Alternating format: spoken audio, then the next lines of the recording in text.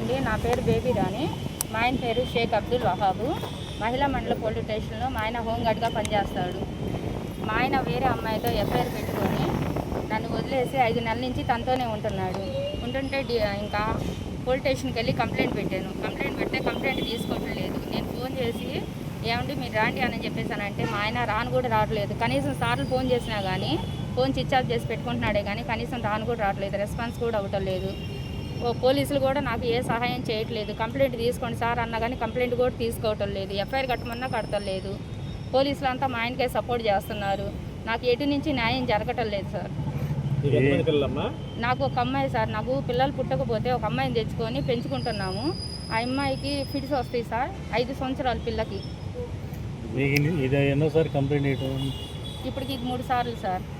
గతంలో ఏం చెప్పారు? గతంలో డిఎస్పీ సార్ గారు పిలిపించి ఆయన మాట్లాడారు.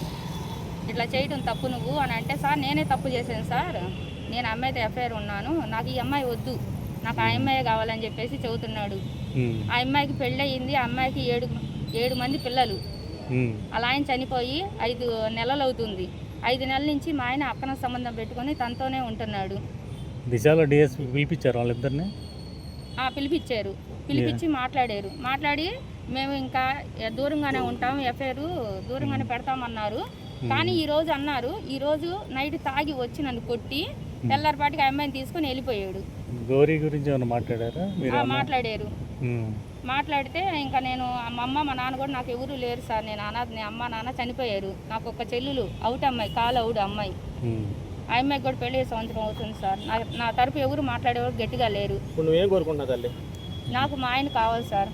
మా ఆయన్ని రమ్మంటున్నాను సార్. నేను ఆ అమ్మాయిని వదిలేసి నువ్వు వచ్చేసేసి అని అంటే, లేదు నాకు ఆ అమ్మాయి కావాలి, ఇద్దరిని చూసుకుంటాను, ఆ అమ్మాయిని అక్కడ పెట్టుకొని చూసుకుంటాను, ఇక్కడ నిన్ను పెట్టుకొని చూసుకుంటాను అని చెప్పేసి చెబుతున్నాడు.